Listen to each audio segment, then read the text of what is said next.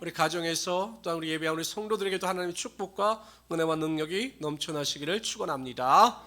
우리 사도행전 18장입니다. 신약성경 219페이지를 찾아주시기 바랍니다.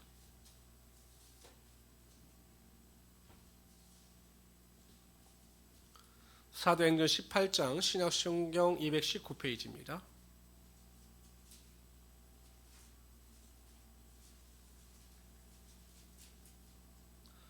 우리는 지난 시간에 사도 바울이 아덴에서 사변적 철학을 기반으로 한 논쟁을 통해서 복음을 증거했지만 커다란 결실을 맺지 못한 일을 살펴보게 되었습니다.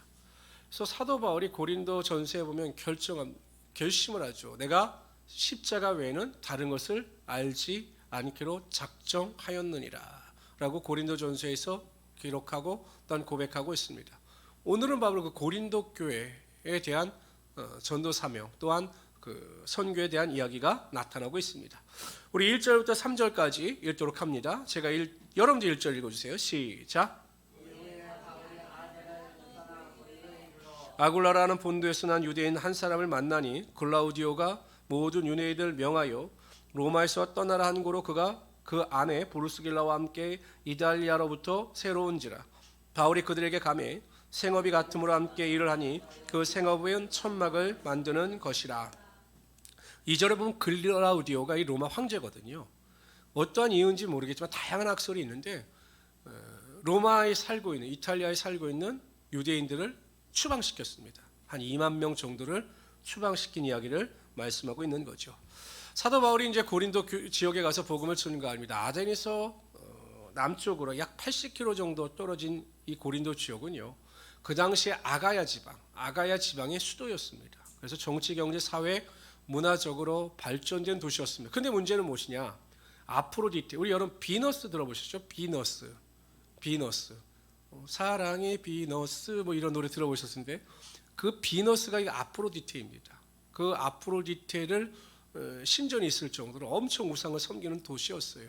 저도 이 고린도를 방문해 보니까 그 고린도가 항구 지역입니다. 그리고 그 가장 중심가에서 보면 높은 산 같은 곳이죠. 거기가 전부 우상을 섬기던 곳이었다고 하는데 그곳에서 보면 그 고린도 항구에 배가 들어오는 모습이 다 보인다라고 합니다. 근데 여러분 항구는 항상 보면 항구를 끼고 있는 곳은 음란 우상이 심한 곳이거든요. 그럼 배가 들어오면 그 비너스 아프로디테를 섬기던 여 사제들이 거의 이제 이 음란과 관련이 있기 때문에 딱 내려와서 뱃사람들을 또 이끌고 가서 그런 음란한 행위를 하고 그런 문제를 일으키고 하던 것이 고린도 지역이었습니다.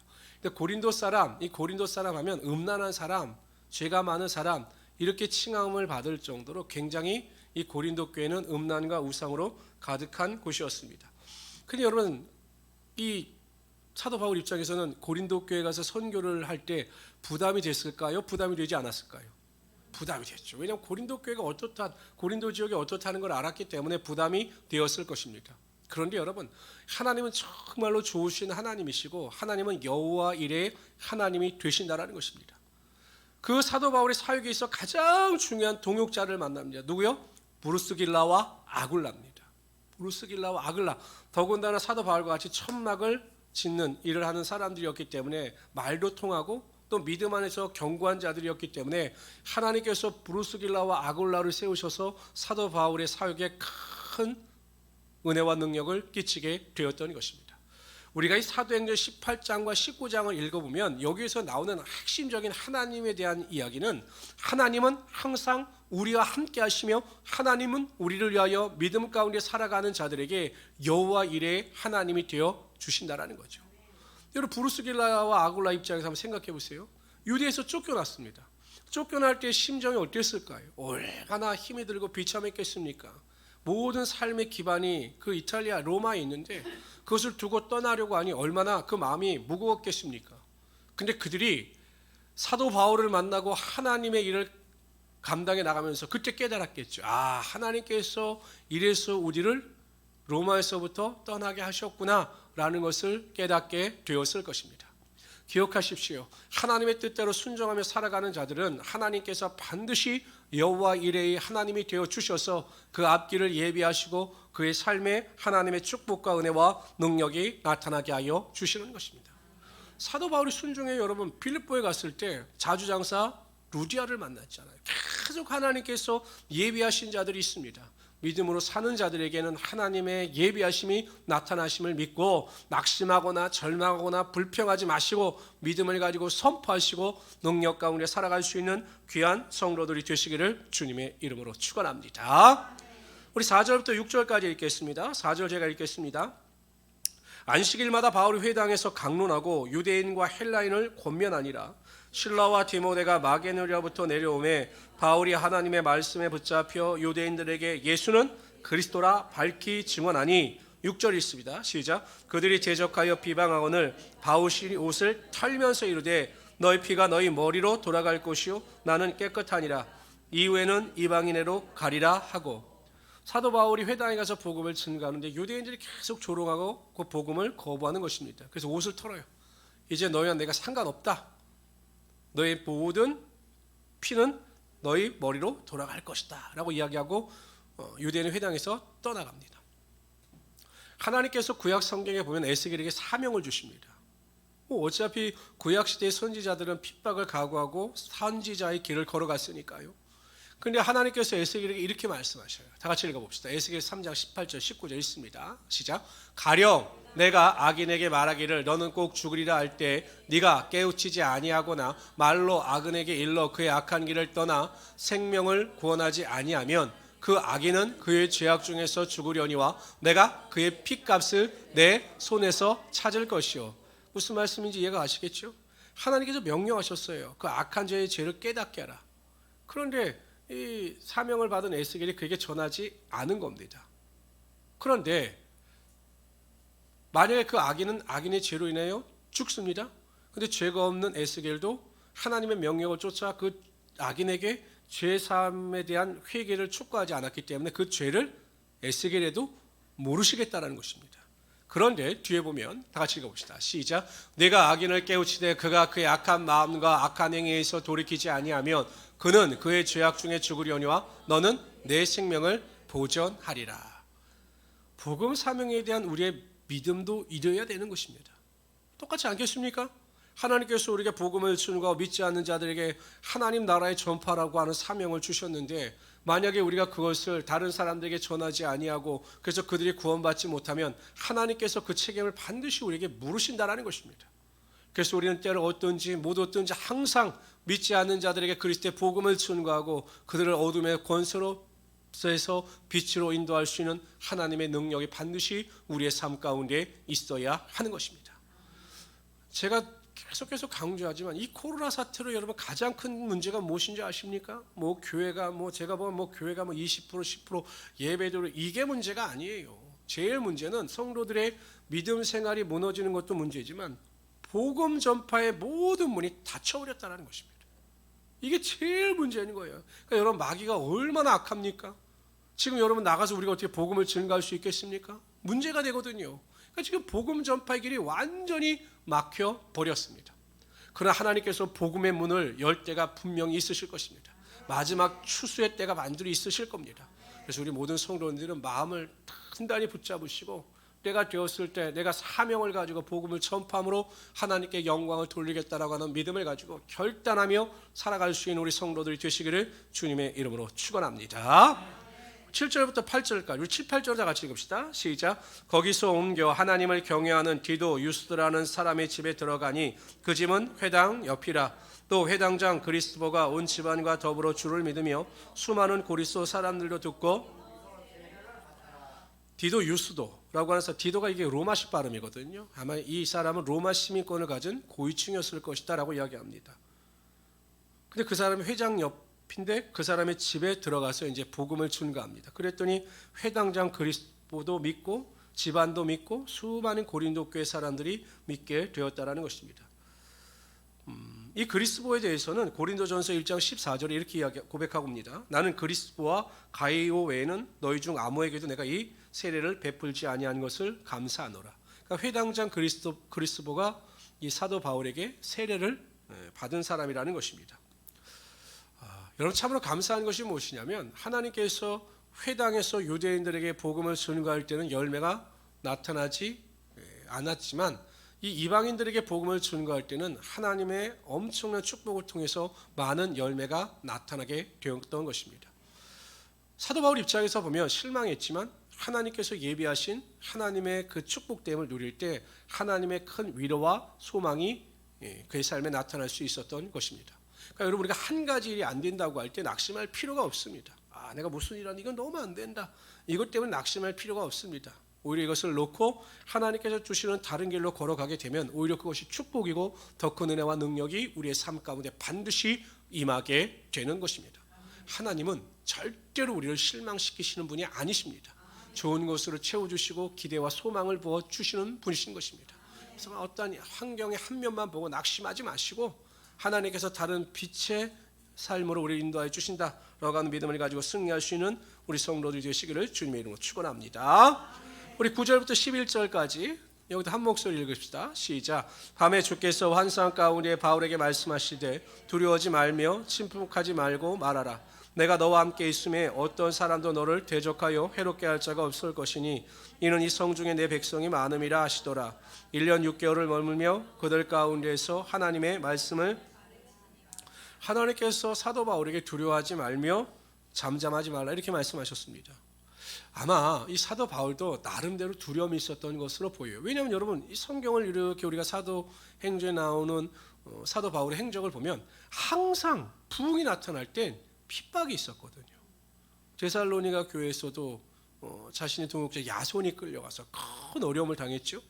루스드라에서는 유대인들이 다른 사람들을 충동질해서 돌을 던져서 사도 바울을 죽이려고 했죠. 그러니까 사도 바울 나름대로 이제 또 부흥이 일어나니 또 악한 자들의 괴계와 핍박이 있겠구나라고 하는 그 막연한 두려움이 있었을 것입니다. 하나님께서는 그 마음을 아시고 그에게 나타나셔서 두려워하지 말라라고 말씀하십니다. 그러면서 무슨 약속을 주십니까? 내가 너와 함께 할 것이다.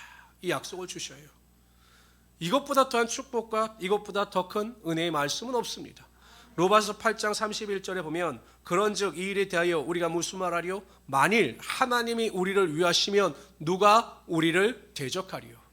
내 원수가 너를 치려 일어나 너를 대적하면 하나님께서 내 앞에서 네 원수를 심판하실 것이다 라고 신명기 28장 7절에 이렇게 말씀하고 있습니다.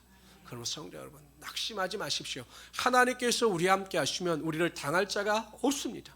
근데 하나님께서는 성령의 능력을 통해서 또 항상 우리와 함께 하여 주시고 우리에게 능력을 부어 주시는 것입니다. 사도 바울의 믿음이 놀라워요. 여러분 보세요.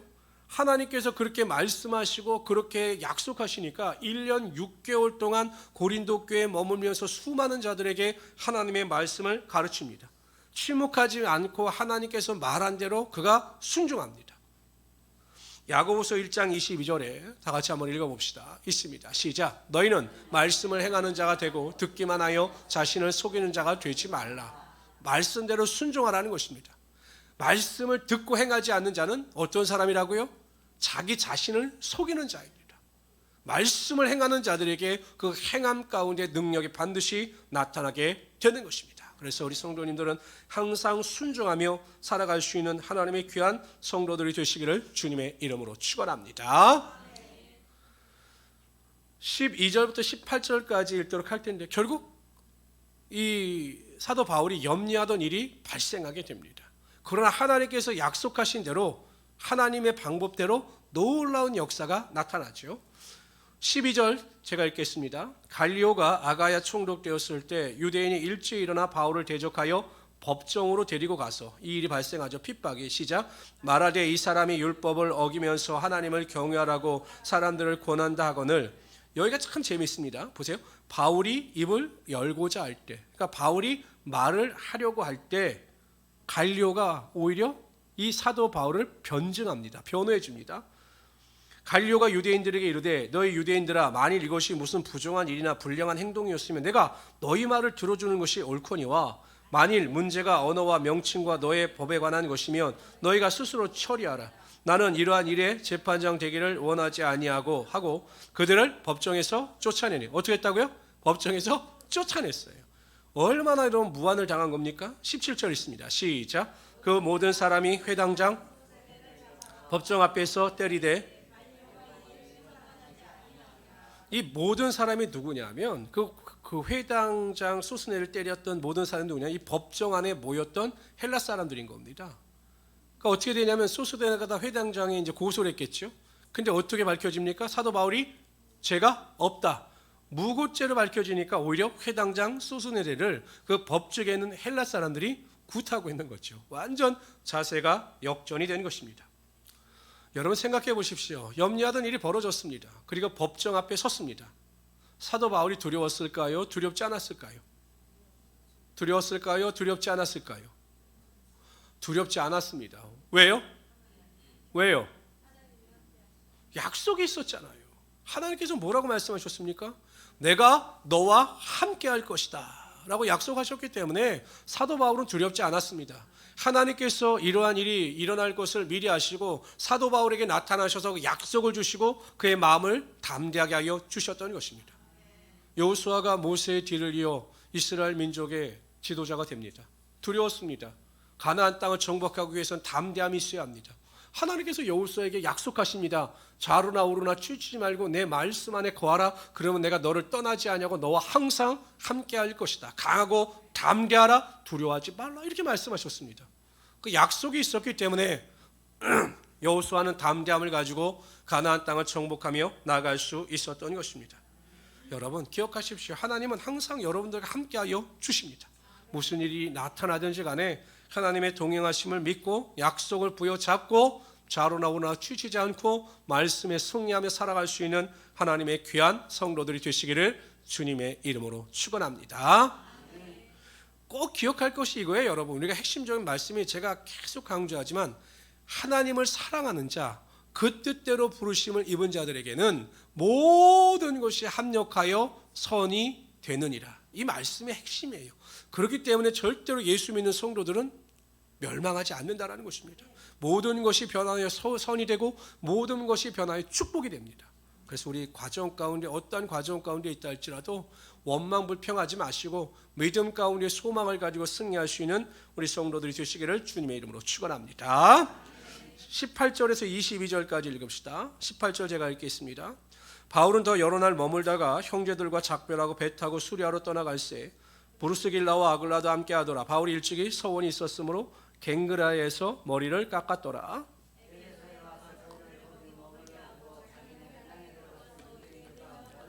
여러 사람이 또 오래 있기를 청하되 허락지 아니하고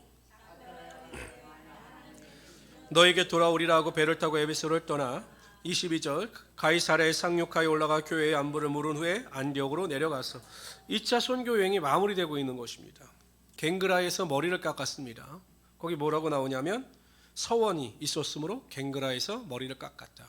하나님께 서원하는 경우는 두 가지입니다. 나시린처럼 평생을 서원하는 사람, 내가 나시린을 살게다 평생 서원하는 사람이 있고 어떤 특정한 기간 동안만 서원하는 경우가 있었습니다. 아마 사도 바울이 무슨 이유로 인하여 하나님께 대하여 특별한 기간 동안 서원을 했고 그 일로 인하여 머리를 깎은 것으로 보입니다. 사도 바울은 선교 여행을 마치고 돌아가는 그 과정 속에서도 에베소에 있어서 복음을 증거하는 일을 멈추지 않았습니다. 그에게 있어 복음은 생명이었고 그에게 있어 복음은 삶의 전부였던 것입니다. 성도의 삶에 있어서 복음은 생명이고 복음은 삶의 전부가 되어야 합니다. 오직 예수 그리스도의 십자가의 도와 십자가의 보혈만이 우리의 삶의 은혜와 능력이 되어야 한다라는 것입니다.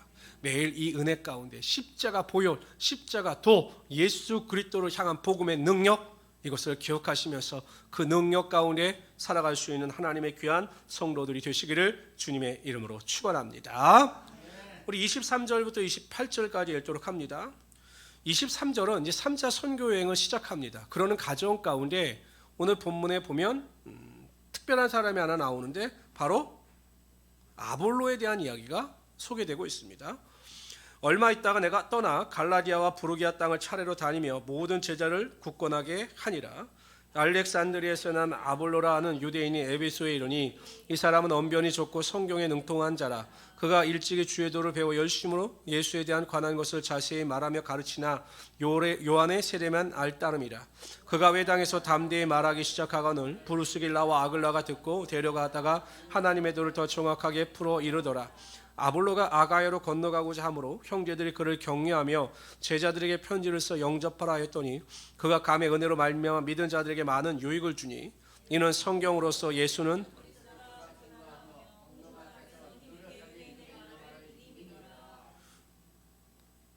사도 바울은 3차 선교 여행을 아시아에서 다시 시작합니다. 1차 선교 여행 때 선교를 했더니 아시아에서 시작을 합니다. 그런데 아볼로라고 하는 사람에 대해서 언급을 하고 하는데 그만큼 그 당시에 아볼로가 그 선교에 있어서 큰 비중 또 널리 알려졌던 사람으로 보입니다.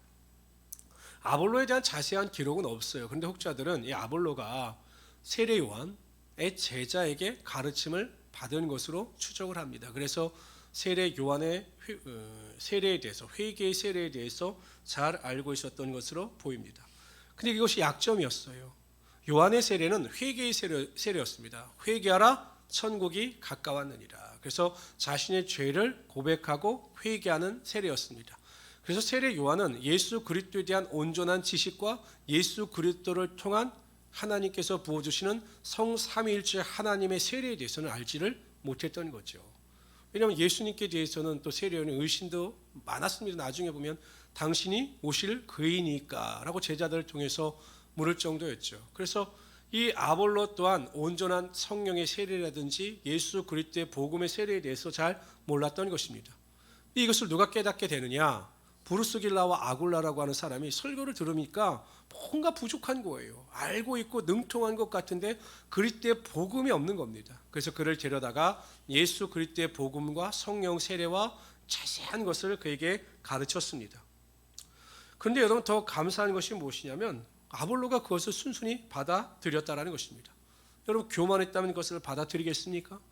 그러니까 겸손하니까 하나님을 아는 지식을 사모하여 그 가르침에 대하여 겸손하게 마음의 문을 열고 그것을 받아들임으로 더 크게 쓰임을 받을 수가 있었던 것입니다. 누군가가 나의 약점이나 나의 잘못에 대해서 나의 부족함에 대해서 지적하는 것 유쾌한 일은 아니에요.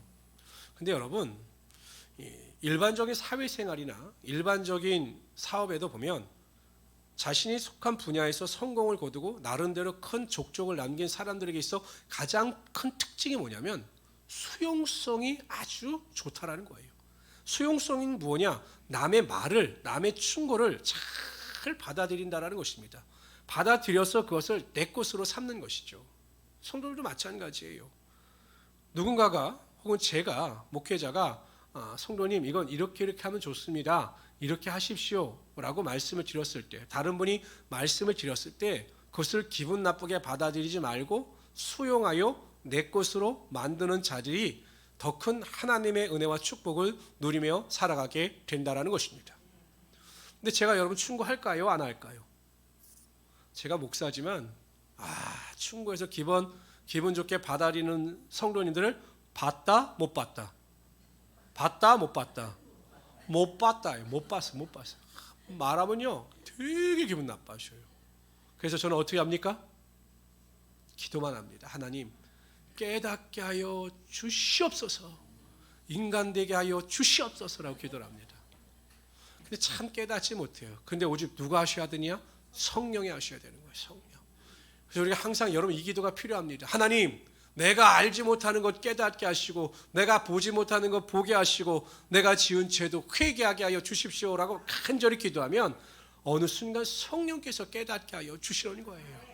그래서 여러분 항상 겸손한 마음을 가지고 승리하며 살아갈 수 있는 우리 성도들 되시기를 주님으로 축원합니다. 제가 이렇게 설교를 하면 또 이런 분이 있어요. 내 이야기인가? 목사님이 나에게 말하고 싶은데 말 안 하시나? 이런 분이 있습니다. 여러분 절대 오해하지 마실 것은 저는 가끔 그런 분들이 있어요. 목사님 제 이야기를 하시는 것 같은데 누가 말씀하시는 것 아닙니까? 이런 분들이 있어요. 아니에요 여러분. 제 철칙이 있습니다. 설교의 철칙이 뭐냐? 내가 알고 있는 성봉도에 대한 정보를 가지고 설교를 하지 않는다라는 것이에요. 어느 목사님들 같은 경우는 성도가 뭐 어쩌고 기분 나쁜 일이 있으면 막 강대상에서 막 하신다고 그러는데 그건 하나님께서 기뻐하시는 것이 아니기 때문이에요. 저는 절대로 성도들에 대한 정보를 가지고 설교에 이용하거나 설교에 그 성도에 대한 약점을 선포하지 않아요. 그러니까 만약에 저게 내 이야기다 라고 느낌이 오실 때는 아하, 성령께서 나에게 하시는 말씀이구나 라고 판단하시는 것이 가장 정확할 것입니다. 아시겠죠? 또 권사님이 또 우리 목사님에게 이야기하셨나? 우리 권사님이 또 목사님한테 또 기도 제목이라고 또 막 이야기하셨나? 또 내 이야기 하시나? 이렇게 생각하지 말라라는 것입니다. 그럼 은혜가 임하는 것이 아니라 마귀가 임하게 되어 있어요. 그러니까 여러분 항상 하나님의 말씀으로 받아들이시기를 주님으로 축원합니다. 사도행전 19장으로 갑시다. 사도행전 19장은 에베소에서의 사역이에요. 전부가 에베소에서 사역입니다. 우리 1절부터 10절까지 읽습니다. 아볼로가 고린도에 있을 때 바울이 윗지방으로 다녀 에베소에 와서 어떤 제자들을 만나 이르되 너희가 믿을 때 성령을 받았느냐 이르되 아니라 우리는 성령의 계심도 듣지 못하였노라. 사도 바울이 왜 에베소 교인들에게 성령을 받았느냐라고 물어봤을까요? 물론 그냥 막연하게 질문했을지도 모르겠지만 제 생각에는 에베소 교인들이 열심도 있고 말씀도 있는데 성령의 능력이 없는 거예요. 성령의 열매가 없는 겁니다. 삶의 변화가 없는 거예요. 그래서 물은 거예요. 너희가 성령을 받았느냐? 라고 한번 물어본 겁니다. 3절 시작. 바울이 이르되 그러면 너희가 무슨 세례를 받았느냐? 대답하되 요한의 세례니라. 회개의 세례죠. 회개. 어떻게 보면 회개의 세례는 율법적인 세례일 수가 있는 거죠. 회개의 세례는. 바울이 이르되 요한이 회개의 세례를 베풀면 백성에게 말하되 내 뒤에 오시는 이를 믿으라 하였으니 바울이 이는 곧 예수라거늘 그들이 듣고 주 예수의 이름으로 세례를 받으니 바울이 그들에게 안수함에 성령이 그들에게 임하심으로 방언도 하고 예언도 하니 몰두 12사람쯤 되니라. 바울이 회당에 들어가서 석 달 동안 담대히 하나님 나라에 관하여 강론하며 권면하되 어떤 사람들이 마음이 굳어 순종하지 않고 무리 앞에서 이 돈을 비방하거늘 바울이 그들을 떠나 제자들을 따로 세우고 두란노 서원에서 날마다 강론하니라. 10절 시작. 아시아에 사는 유대인이나 헬라인이나 다 주의 말씀을 듣더라. 두 가지 사역이 나타나죠. 하나는 성령 충만의 사역입니다. 성령 세례를 받지 못한 에베소 사람들을 향하여 주 예수 그리스도의 세례에 대하여 선포한 뒤에 그들에게 안수할 때 성령의 능력이 임했습니다. 베드로 사도가 오순절날 마가의 다락방에 성령의 충만함을 입고 많은 자들에게 그 디아스포라 유대인들에게 선포할 때 그들이 복음을 듣고 그 마음에 찔림이 있었습니다. 그래서 형제들이요 우리가 어떻게 하여 할꼬라고 물을 때 회개하여 먼저 죄사함을 받아라. 그리하고 나서 성령의 세례를 받아라라고 선포했습니다. 그러니까 여러분 항상 우리 마음 가운데 온전한 믿음의 결단과 또한 회개의 세례가 있을 때가 그 예수 그리스도의 복음에 따른 내 죄사함에 대한 온전한 고백이 있을 때 성령의 충만함의 능력이 우리의 삶 가운데 임하게 된다라는 것입니다. 뿐만 아니라 2년 동안 말씀을 가르칠 때 헬라인이 다 주의 말씀을 들었다. 유대인이나 헬라인이나 다 주의 말씀을 들었다라고 이야기합니다. 말씀의 능력이 나타나게 되었던 거죠. 우리 교회의 가장 중요한 핵심적인 목표가 바로 이겁니다. 항상 성도들이 성령 충만하고 말씀 충만해야 됩니다. 성령 충만은 매일 성령 충만을 사모하는 믿음을 가지고 20분 이상씩 기도할 때 하나님께서 반드시 성령의 충만함을 허락하여 주시는 거죠. 우리가 매일 큐티 생활하면서 하나님의 말씀을 가까이 하고 성경 일독할 때 말씀의 충만함의 능력이 나타나게 되는 것입니다. 말씀과 성령이 충만할 때 온전한 성도의 삶을 살아갈 수 있음을 믿으시고 항상 사모함 가운데 승리하며 살아갈 수 있는 귀한 성도들 되시기를 주님의 이름으로 축원합니다. 11절에서 22절까지 읽도록 합니다. 11절 하나님이 바울의 손으로 놀라운 능력을 행하게 하시니 심지어 사람들이 바울의 손에서 손수건이나 앞치마를 가져다가 병든 사람에게 얹으면 그 병이 떠나고 악기도 나가더라. 놀라운 능력이 나타납니다. 이에 돌아다니며 마소라는 어떤 유대인들이 시험 삼아 악귀 들린 자들에게 주 예수 이름을 불러 말하되 내가 바울이 전파하는 예수를 의지하여 너에게 명하노라 하더라. 유대 한 제사장 스게와의 7 아들도 이하를 행하더니 악기가 대답하여 이르되 내가 예수도 알고 바울도 알거니와 너희는 누구냐 하며 악기 들린 사람이 그들에게 뛰어올라 눌러 이기니 그들이 상하여 벗은 몸으로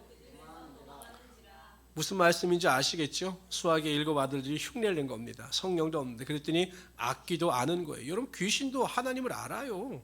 안다는 거죠. 저도 이런 경험이 굉장히 많습니다.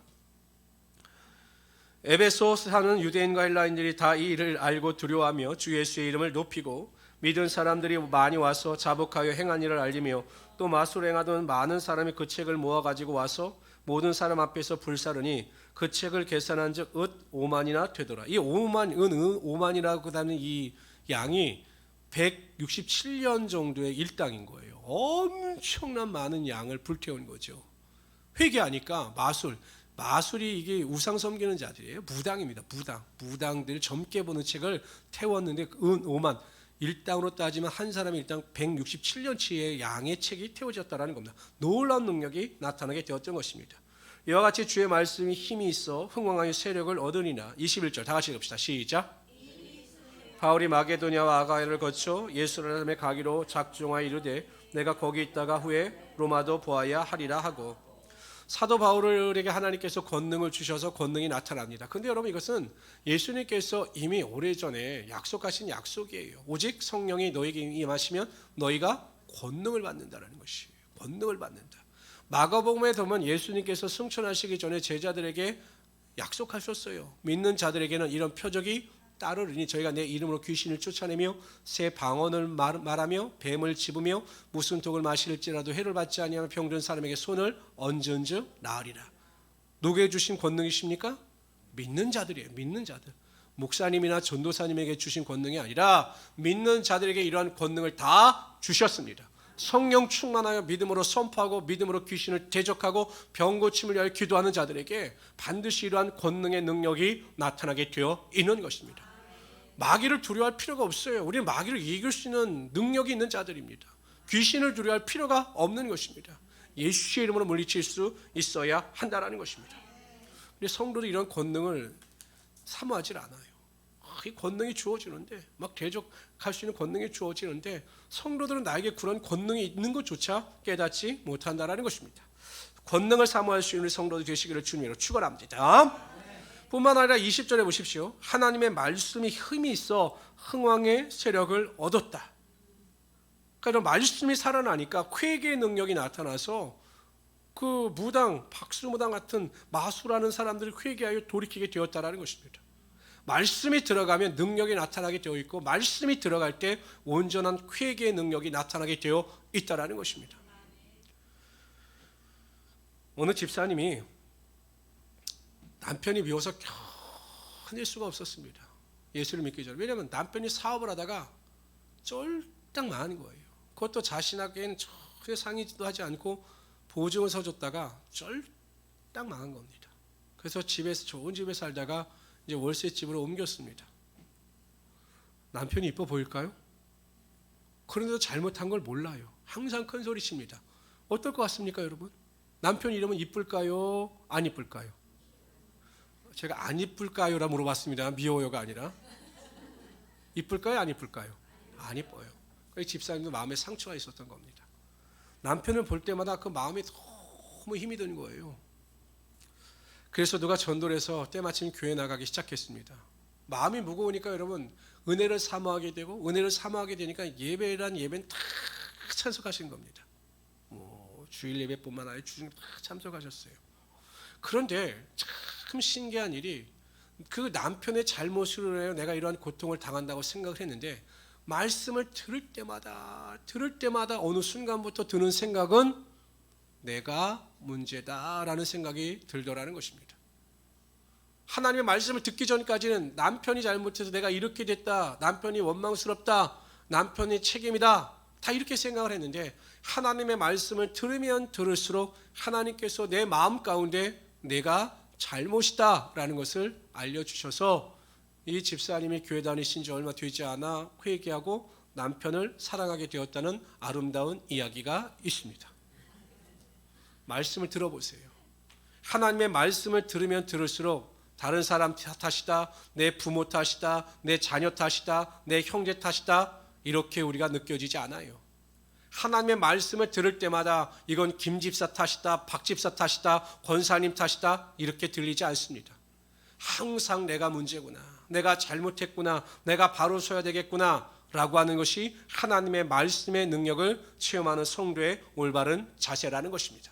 그래서 우리 성도님들은 말씀의 은혜를 체험하셔서 말씀대로 승리하며 살아갈 수 있는 귀한 성도들이 되시기를 주님의 이름으로 축원합니다. 우리 23절에서 41절까지 읽는데요, 역시 에베소에서도 어려움이 발생합니다. 여러분 기억하세요. 항상 예수를 믿는다고 해서 만사 형통이 임하는 것이 아니라 항상 하나님의 축복과 은혜가 있으면 또한 고통도 문제도 언제든지 발생할 수 있다는 겁니다. 우리 23절에서 41절까지 읽읍시다. 22절인가요? 네. 22절이래요. 우리 사모가 신호를 보냈습니다. 22절. 항상 관심이 많습니다. 저에게 이렇게. 너무 감사합니다. 관심이 많으셔서. 그리고 우리 집사님 손짓을 하면 제가 저게 무슨 뜻인가 항상 영적으로 해석을 합니다. 22절. 읽읍시다. 읽으세요. 시작. 마게니아로 보내고 자기는 아시아에 얼마 동안 더 있으니라. 그때쯤 되어 이 도로 말미암아 적지 않은 소동이 있었으니 즉 데메드리오라는 어떤 은장색의 은으로 아데미의 신성 모형을 만들어 직공들에게 적지 않은 벌이를 하게 하더니, 그러니까 이 데메드리오라고 하는 사람이 아프로디테 비너스를 섬기는 자들 위한 그러니까 우상을 만드는 일을 했던 것으로 보여요. 뭐냐면 여러분 우상 섬기는 자들이 또 조잡한 것이 얼마나 많습니까? 뭐 향불도 있고 뭐 엄청 많아요. 아마 그런 것을 만들던 사람으로 보입니다. 그가 그 직공들과 그러한 영업하는 자들을 모아 이르되 여러분도 알거니와 우리의 풍족한 생활이 이 생업에 있는데 이 바울이 에베소뿐만 아니라 거의 전 아시아를 통하여 수많은 사람을 권유하여 말하되 사람의 손으로 만든 것들은 신이 아니라 하니 이는 그들도 보고 들은 것이라. 우리의 이 영업이 천하여질 위험이 있을 뿐 아니라 큰 여신 아데미의 신전도 무시당하게 되고 온 아시아와 천하가 위하는 그 위험도 떨어질까 하노라 하더라. 그들이 이 말을 듣고 분노가 가득하여 외쳐 이르되 크다 에베소 사람의 아데미여 하니 온 시내가 요란하여 바울과 같이 다니는 마게도니아 사람 가이오와 아리스다고를 붙들어 일제히 연극장으로 달려 들어간지라. 그러니까 사도 바울을 잡을 수가 없으니까 그와 같이 다녔던 친한 사람도 아닌 것 같아요. 같이 다녔던 가이오와 아리스다고를 붙잡아서 그들에게 어떠한 해를 가하게 하여 연극장으로 간 겁니다. 바울이 백성 가운데 들어가고자 하나 제자들이 말리고 또 아시아 관리 중에서 바울의 친구된 어떤 이들이 그에게 통지하여 연극장에 들어가지 말라 권하더라. 사람들이 외쳐 어떤 이는 이런 말을 어떤 이는 저런 말을 하니 모인 무리가 분란하여 태반이나 어찌하여 모이는지 알지 못하더라. 그러니까 왜 왔는지도 모르는 사람들이 태반이었다는 거예요. 내가 왜 왔지? 이걸 모르는 사람들이 태반이었다는 것입니다. 유대인들이 무리 가운데 알렉산더를 권하여 앞으로 밀어내니 알렉산더가 손짓하며 백성에게 변명하려 하나. 여기 좀 설명이 필요합니다. 이게 무슨 의미냐면 그 아데미 신전을 섬기던 그 에베소의 우상 숭배자들은 예수 믿는 기독교인들뿐만 아니라 유대인들에게도 반감이 있었던 거예요. 같이 동시에. 그러니까 유대인들도 그곳에 모였는데 자신들은 솔직히 이 복음과는 아무 상관이 없는데 왜 우리에 대한 악한 감정을 가지고 있는가 의아하고 있을 때 유대인 중에 알렉산더라고 하는 사람을 밀어서 그러하여금 우리는 바울과 전혀 상관이 없다 변명하게 한 겁니다. 그래서 그 알렉산더가 이제 변명하는 거죠.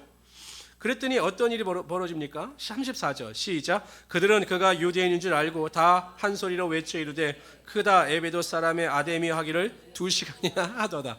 그러니까 오히려 유대인이라고 막 했더니 사람들이 듣지도 않아요. 오히려 그 유대인들에게 더 큰 반감을 갖고 뭐 아데미여 2시간을 소리를 치는 겁니다. 서기장이 무리를 진정시키고 이르되 에베소 사람들아 에베소 씨가 큰 아데미와 제우스에게서 내려온 우상의 신천지가 된 줄을 누가 알지 못하겠느냐. 이 일이 그렇지 않다 할 수 없으니 너희가 가만히 있어서 무엇인지 경솔이 아니하여야 하리라. 신전의 물건을 도적질하지도 아니하였고 우리 여신을 비방하지도 아니한 이 사람들을 너희가 붙잡아 왔으니 만일 데메드리오와 그와 함께 있는 직공들이 누구에게 고발할 것이 있으면 재판날도 있고 총독들도 있으니 피차 고소할 것이요 만일 그 외에 무엇을 원하면 정식으로 민회에서 결정하지라. 오늘 아무 까닭도 없는 이 일에 우리가 소유 사건으로 책망받을 위험이 있고 우리도 이 불법 집회에 관하여 보고할 자료가 없다 하고 42절 시작. 그러니까 여러분 어려움이 발생하죠. 근데 여러분 보세요. 하나님의 약속이 또 성취돼요. 하나님께서 함께 하시니 고린도 교회에서 약속하셨던 하나님께서 그 약속을 지키시고 또 에베소에서 이 사도 바울을 통해서 하나님의 역사가 나타나게 하여 주시더라는 거죠. 사도 바울이 할 필요도 없었어요. 사도 바울이 가이오와 그 아리스토거라고 하는 사람이 자신 때문에 억울하게 잡혀갔으니까 내가 가서 변명하겠다. 사람들이 말리는 거죠. 왜냐하면 사도 바울을 보면 그 폭도들이 어떻게 변할지를 몰랐기 때문에 사도 바울은 염려했을 것입니다. 내가 없으면 그 사람들이 큰 피해를 볼 수 있을 텐데 라고 걱정했을 것이에요. 그러나 여러분 보세요. 하나님께서 그곳에 가 계셨던 거예요. 사도 바울은 가지 못했지만 하나님께서 그곳에 계셔서 모든 문제의 어려움을 다 해결하여 주셨던 겁니다. 35절에 보면 서기장이 나타납니다. 아가에서는 고린도께서는 총독이 나타나죠. 여기 서기장이 나타나 다 정리합니다. 이건 문제가 없다. 그 사람들이 물건을 훔친 것도 아니고 또한 여신에 대해서 비방한 것도 아니다. 이건 정식 절차를 너희들이 원한다면 재판 절차를 받아서 하는 것이 옳다라고 그들의 집회가 불법 집회임을 견고하고 흩어지게 하는 것입니다. 그랬더니 어떻게 합니까? 흩어져요. 왜? 태반이 왜 왔는지도 몰랐거든요. 왜 왔는지 그냥 가니까 그냥 우르르 따라왔는데 아니 서기장의 말을 들어보니까 서기장의 말이 맞는 겁니다. 그래서 흩어지게 되었던 것입니다. 성도 여러분, 제가 18장, 19장을 서론에 말씀드리면서 핵심은 무엇이냐? 하나님은 항상 우리와 함께 하시고 약속을 신실하게 지키시는 하나님이시며 여호와 이레의 하나님이 되신다는 사실입니다. 그러한 믿음을 가지고 항상 견고하며 승리할 수 있는 우리 성도들이 되시기를 주님으로 축원합니다. 한번 여쭤봅시다. 에베소 교회는 마게도냐나 아가야 지방, 즉 유럽에 속해 있는 교회입니까? 아니면 에베소 교회는 아시아에 속해 있는 교회입니까? 유럽입니까? 아시아입니까? 딱 구별이 되세요? 왜 구별이 되십니까? 설교를 잘 들으셔서요. 어떤 분들은 이거 헷갈리셔가지고 뭐 에베소나 뭐 고린도나 다 모여 있는 동네를 알아요. 제가 오늘 말씀을 묵상하시면서 딱 무릎을 쳤던 것이 이거였습니다. 사도 바울이 2차 선교 여행을 시작할 때 어디에서 복음을 전가하기를 원했습니까? 아시아였어요. 아시아. 근데 하나님께서는 아시아가 아니라 어디로 인도하셨습니까? 유럽으로 인도하셨죠. 마게도니아로 인도하셨습니다. 그래서 2차 선교 여행 때 마게도니아에서 놀라운 부흥의 능력을 체험하게 하셨습니다. 그리고 나서 때가 되면 하나님께서 그를 아시아로 인도하셔서 에베소에서 하나님의 큰 능력이 나타나게 하여 주십니다. 아마 사도 바울이 마게도니아나 아가야 지방, 고린도 교회나 이 빌립보에서에서 그 고난과 핍박과 환난을 통해서 더 큰 하나님을 경험하고 능력을 소유했기 때문에 에베소 지역에서 많은 어려움이 있을 때 모든 것을 능히 물리치고 성령과 말씀의 사역을 온전히 감당해 나갈 수 있었던 것입니다. 사람이 자기의 길을 계획할지라도 그 걸음을 인도하시는 분은 하나님이십니다. 사도 바울이 생각할 땐 2차 선교 여행 때 가장 먼저 이 아시아에서 복음을 증거하는 것이 최상이라고 생각했지만 하나님은 순서를 바꾸셔서 하나님의 방법대로 일을 행하셨을 때 사도 바울이 생각하고 꿈꾸던 일이 더 완벽하게 크게 이루어질 수 있었던 것입니다. 그래서 우리 성도님들은 항상 무슨 일이든지 내가 하려고 하지 마시고 하나님께 맡기심으로 하나님의 능력을 맛볼 수 있는 귀한 성도들이 되시기를 주님의 이름으로 축원합니다. 기도합시다. 주시 하나님, 정말로 감사합니다. 하나님께서 우리를 함께하여 주시고 항상 여호와 이레 하나님이 되시며 우리에게 약속하신 모든 것을 이루신 하나님이 되심을 감사합니다. 우리가 한순간도 이러한 은혜를 잊지 않게 하여 주시고 항상 이 은혜 가운데 거하게 하여 주셔서 우리 모든 성도들이 사도 바울과 같이 큰 권능의 능력을 맛보며 살아가게 하여 주시옵소서. 능력이 있을지어다, 영광이 있을지어다.